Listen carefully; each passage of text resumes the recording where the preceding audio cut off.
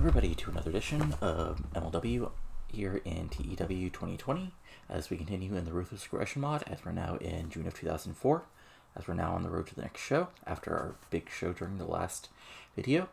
But now it's time to keep on going, and been a little gap in my videos for the last couple days because the world, but not going to put too much focus on that. But I'll be back in just a second with the first Underground. So we start out here with Jerry Lynn basically doing a post-pay-per-view promo, and he says, basically, you just saw what happened. Steve Furno is pretty simple. I want you at the next big show for the MLW World title you've currently got on your waist barely.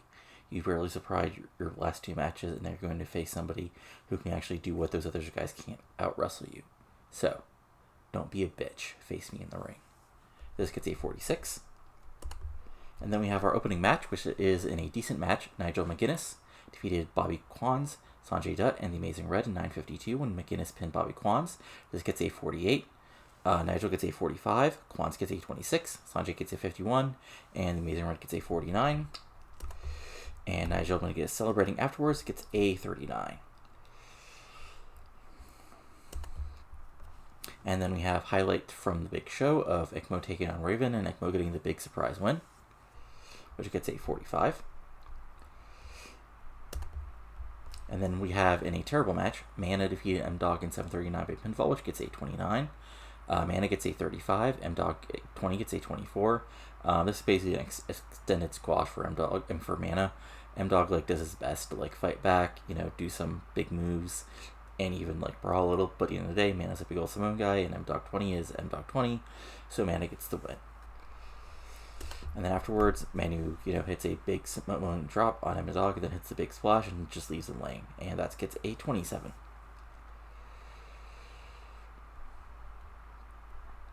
So then we move on to Low-Key Dead highlights, which ends with Low-Key holding the junior heavyweight crown up. And that gets a 38. And then we have Raven in the Darkness saying, before I was surprised, but I now know what I must do for my redemption, and it will involve bringing in another player. And you'll see who that is soon. That gets a 43. And then we move on to Chris Hero in the ring, and then our ripoff of the final Godtown hits, and Brian Danielson makes his return after his long New Japan run. And he comes out to a big heel pop from the crowd as he, is cocky, doing his cocky best in the world gimmick. And that gets a 37. And then we actually have our main event of the evening, which gets a 47, as in a decent match. Brian Danielson defeated Chris Hero in 11:50 by submission with a cattle mutilation. Like I said, gets a 47 overall. Danielson gets a 51. Chris Hero gets a 30. Match got the crowd hotter. And then Daniel, basically cuts a promo where he says, Lynn, you've had an easy run of it the last couple months while I've been back being the best company in the world, New Japan Pro Wrestling. So you may be aiming at Siki Furuno, but you forgot one little thing. Actually defeating me. And that's why if you actually want to shock the world title, and I've talked to Steve about this, you've got to defeat me one more time. And the show ends at that, and it gets a 41. And overall, we get a 44. So, not the best show ever, but sort of, does the aftermath of the big show and gets us moving on the, advancement to the next show. So, we'll be back in a second with the second Underground of the taping. Alright, time for the second edition of MLW Underground, at least for this taping schedule. And so let's get rolling, as it starts out with a backstage promo where Carino, Danielson, and Diamond are all talking, and they basically agree to work together against the common enemy of Jerry Lynn for now, as Brian Danielson taps the MLW title and says, just remember, I'm the best in the world, Carino, and you're just keeping that belt warm for the American Dragon. And then he walks away. And this gets a 55. Then we have our opening match of the evening, which is in a decent match. Roderick Strong defeats Vampiro in 8:29 by pinfall. This gets a 54. Strong gets a 49. Vampiro gets a 50. And then Strong celebrating gets a 38. And then as we move on, we have highlights from the last big show, MLW Revolutions, going over Carino and Sabu, which gets a 41. It's also noted Sabu has not been seen since he lost. And then in a bout that didn't have much heat and tailbar wrestling, PJ Friedman defeated Norman Smiley in 606 by submission. This gets a 32. PJ gets a 22. Norman gets a 36. And then PJ, keeping the hold on for a couple more minutes, gets a 30. Then we have a quick Havana Pitbulls promo, which gets a 30 because it's the Havana Pitbulls, basically because of the fact that they think it's crap that they have to face the Maximos again, and that they should be going after the World Tag Team titles. And this gets a 30. And then in a poor match, the SAT defeated the Havana Pitbulls in 9:39 when Jose Maximo pinned Rocky Romero with a Spanish Fly. So, you got a couple things going against us. First was this got the 4th time penalty, so that was unfortunate. Joel got a bruised tailbone. Reyes got a 37, Rocky got a 30, Joel and Jose both got 41s and 44s, which means this probably would have gotten around in the high 30s if it would have been, not a sort of cluster of a match, but, these things happen. And then the SAT celebrating, I guess with Jose holding his butt, gets a 32. And then we have a quick graphic that shows it'll be Loki versus Puma for the junior heavyweight title next week. And it goes with the fact that, Kevin Kelly goes with the fact that Puma has earned this shot by winning the 6-way at Revolutions. And that now gets a 23. And then we have, oh, shit. I did this backwards. Well, okay. So there's supposed to be a promo afterwards that basically has Danielson coming out and saying, this isn't going to be a one-on-one match, but this is going to be a triangle match, which you'll see in a second. Shit happens. But anyway, and I totally didn't make this a three-way because Danielson and Lynn also got their 4th time penalty message. So, but in a good match, Jerry Lynn defeated Brandon Danielson and Simon Diamond in 11:03 when Jerry Lynn pinned Simon Diamond with the Cradle Pile Driver. So this goes back and forth. And, basically 2-on-1 beatdown, but eventually Lynn is able to get like 1 or 2 big moves. Danielson and Diamond basically run into each other. Lynn tosses Danielson, Diamond hits the big Cradle Pile Driver and gets the win, which gets the 57. And what's supposed to be the announcement gets a 47, and overall we get a 51. So let's just see if we get any interesting messages, and then we'll go from there.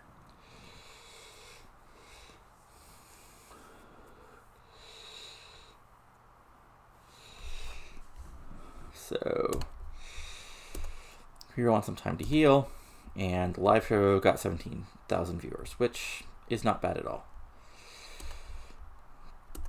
So, we'll check. Medical, yeah, okay, that's what I thought. It's a 6-day thing. Alright, so I'll be back in just a moment with the 3rd show of the taping, and I'll see you then. Alright, it's showtime for the 3rd show of the month in June 2004 as we're at our 2nd taping at the Hard Rock Cafe in beautiful Orlando, Florida.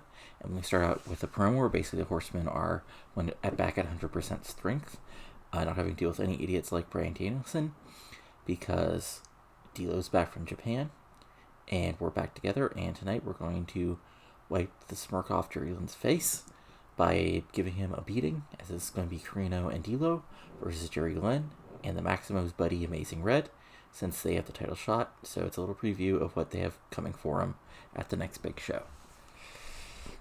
So we'll actually do a little bit of pre-booking here. So yes, that officially makes the following matches: Steve Carino versus Jerry Lynn for the World Heavyweight title.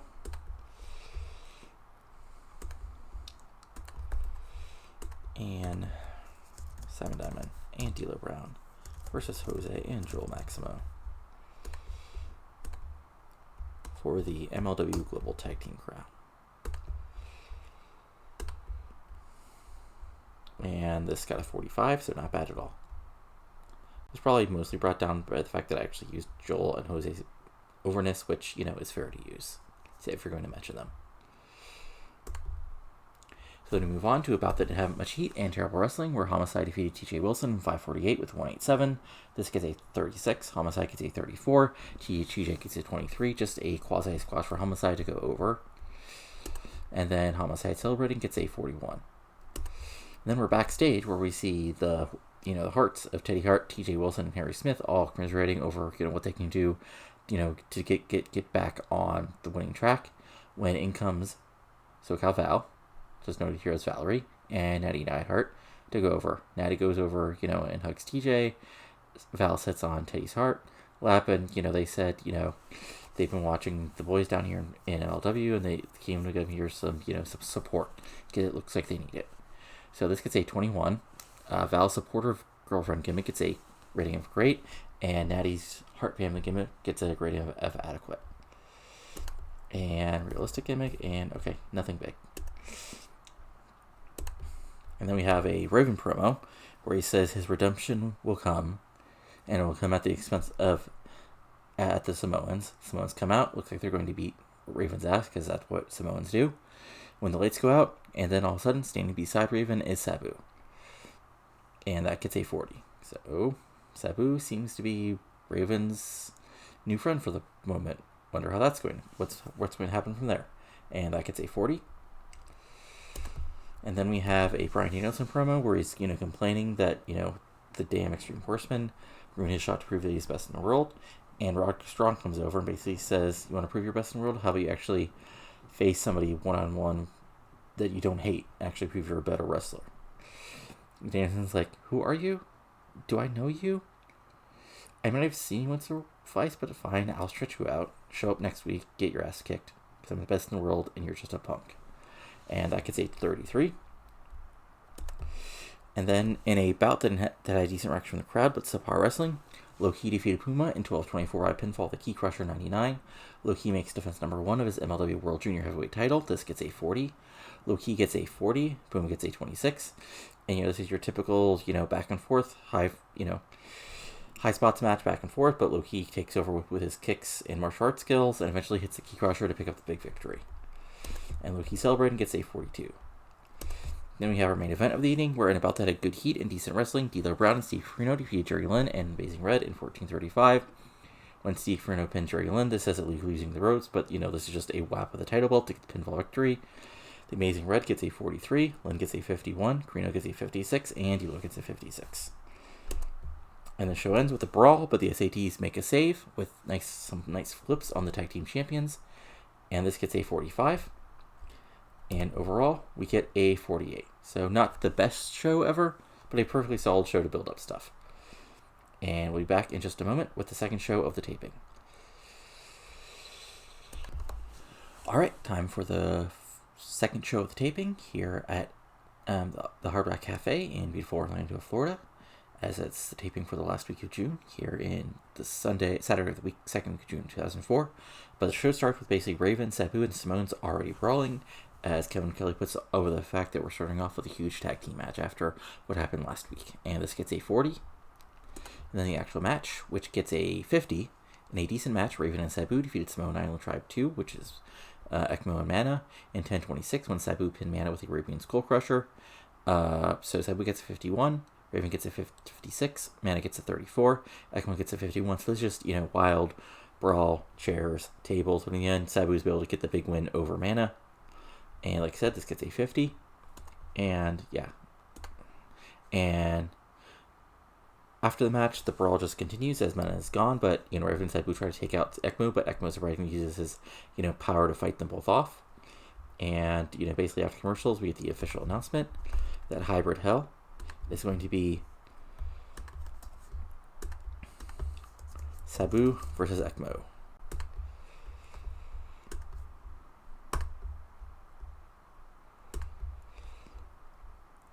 And yeah, the post-match fight gets a 45.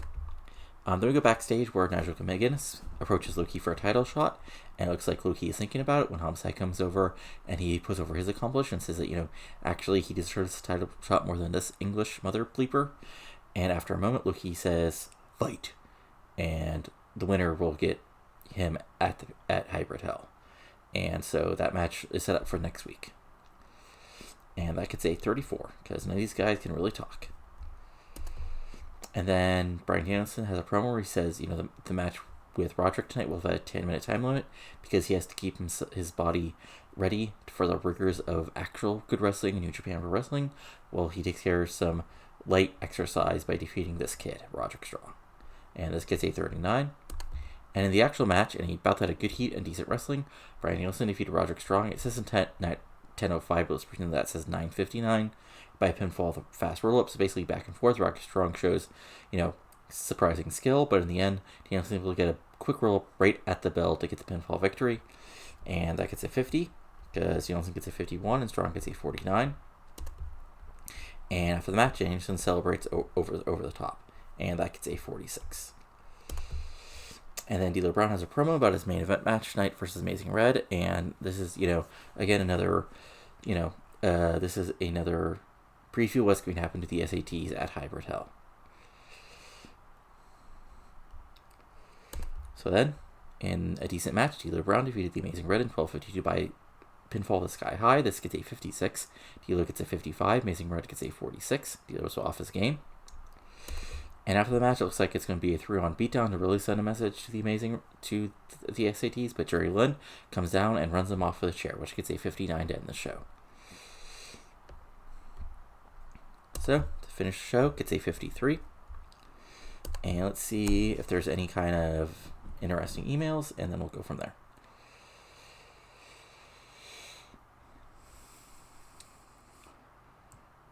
Survey says, so email-wise, time to heal for ECMO, but that's about it. Let's see what ROH did. AJ Styles defeats Chad Collier. Christopher Daniels defeats Samoa Joe. Angel Dust, Sanjay Dutt, and Chris Sabin. Matt Striker defeats CM Punk, Deranged, and just incredible for the ROH Pure title. Doug Williams and the Ring Crew Express defeated Mark Briscoe and Fast Eddie and Hernandez. Jack Evans and Josh Daniels defeated The Prophecy, and Hydro defeated Caprice Coleman. Okay, and other interesting stuff, including CM Punk on the pre-show. Poor guy. But let me see here. Is there anything else? Yeah, we already saw that. Time to heal. Okay. So I'm going to basically push this until the end of the month, see if we got anything interesting, and then we'll go from there. All right, let's just go over the half-year awards, and we'll see what the situation is as far as our roster. Here is at the midpoint, and then we'll go from there. So, wrestler of the year so far, Shawn Michaels. Company, WWE. Team of the year is Nash and Hall. Match of the year is Undertaker versus Angle at SmackDown May. Show of the year is WrestleMania 20. Young wrestler of the year is Orton. Veteran wrestler is Scott Hall. Female wrestler is Trish Stratus, and independent wrestler is Hiroshi Tanahashi. And let's just see what WWE did at the Bash. The Undertaker defeated Eddie Guerrero, Chavo, and Hardcore Holly. Okay. Big Show defeated John Cena for the U.S. title. That's actually, I can see them doing in summer 2004. Troy Wilson defeated Don Reed by DQ. Yikes. World Greatest Team defeated Roadrunner, Animal, and Shannon Moore. I mean, again, that's something just wacky enough I can see they would be doing in summer of 2004. Edge and A-Train defeated Kim and Funaki. Jerry defeated Ultimate Dragon for the Cruiserweight title. Lamont defeated Matt Morgan. Okay. That's interesting. And of course, that well-known 6-man team of the Scott Hall, Kevin Nash, and Ernest Miller. Defeating Billy Gunn and London Spanky. Like, Gunn sort of belongs over here, and Miller sort of belongs. What can you do? Regardless, fun stuff. But let's look at our roster. So, let's just do this by perception. So, major star-wise. Danielson. So, Danielson is up to the high 40s. D'Lo Brown is basically in the same spot he was before. Jerry Lynn is a little more popular as he was before. Low Key is actually getting to be quite popular, up from 24 I started up to 43. Ravens still hanging around 60. Sabu is again around 50. Simon Diamond is in the 50s. And then we go to stars. We got ECMO, who's up to the 40s, at least in the southeast, and high 30s everywhere else.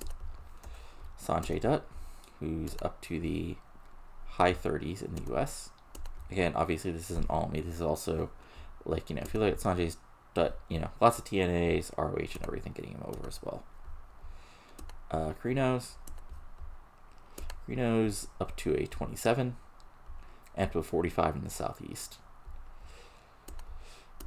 And then Terry Funk is in the high 40s. Well known. Homicide is varied, but he's up to the low 30s in the US at least, in most of the US. Michael Modest, even though I haven't used in a while, is still in the low 40s here in the Southwest and 20s and 30s everywhere else. And Nigel's, at least in the Southeast, is up to a 25. He's up to 33 in Tri-State, up to 20s in most of the rest of the US. Recognizable. Chris Heroes. Chris Heroes up to the 20s. Jack Evan is still basically where he started. Let's see here. Joel's at least up to 20s in most of the US. And so is Jose. PJ Friedman is slowly getting over, as I've getting him just squash wins. And he's up to, he's up to the 20s in the US at least, which is good. We got Roderick Strong, who's up to a friggin' 40 in the Southeast, but in the 20s everywhere else. That's a lot of TNA as well, along with anybody in Florida. We got Amazing Red, who's in the high 20s everywhere, and everybody else really doesn't matter. But yeah, so what I think we'll do here is, well, first off, also what I'll do real quick is broadcasting wise. So we don't have the Sunstars Network yet, but what we can do here is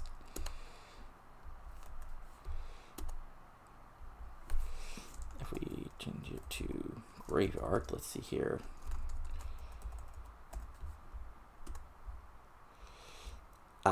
Okay. So what we kind of have to do, because the American one overlaps with Sunshine Network, we actually have to go from local station to local station to get this all some what's the word I'm looking for here? Some coverage. So we got local Great Lakes. Okay. How about local Mid-Atlantic? There we go.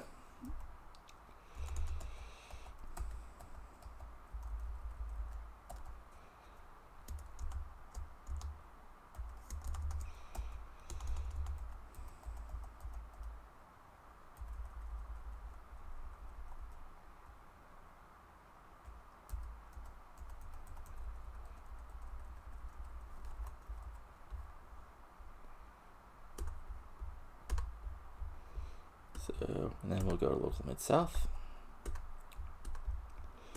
Okay. Local Midwest. Okay. Local New England. That's unfortunate. Local Southwest. That's also unfortunate. So, local Tri-State. There we go. So we'll do Graveyard, again, 9 months.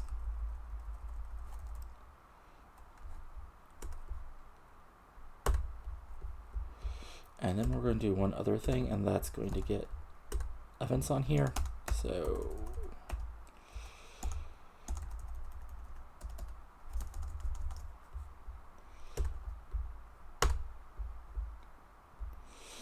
and we're also going to the Tri-State, get a new deal for events, which is going to be Graveyard and 100% to the company.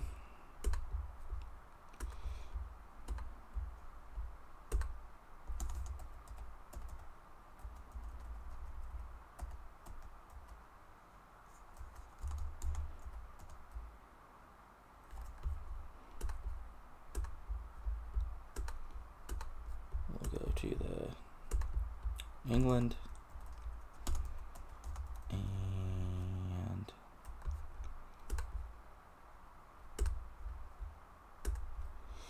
go to the Midwest.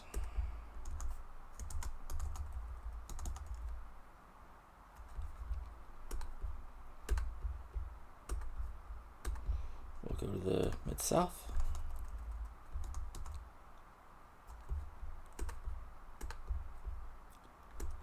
We'll go to the Mid-Atlantic.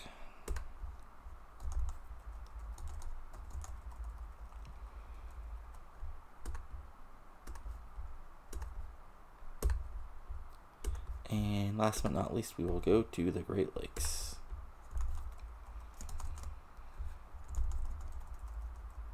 Because why not? So now that we've got some wacky coverage for our events and our TV show, we'll go ahead and, take care of that. But that's it for now. So, this will finish this month. And then when we come back with the next episode, it'll be Hybird Hell, which, again, so far we have officially pre-booked Sabu versus ECMO, Simon Diamond versus D'Lo Brown for CSAT for the tag titles, Steve Corino versus Jerry Lynn for the world title. And then on our last underground taping of the cycle before Hybrid Hell, we've got Homicide versus Nigel McGuinness, with the winner getting the title shot at Loki. And I'm sure lots of other fun matches will be added as we go along. But that's all for now. So if you're enjoying this, go ahead and give it a like.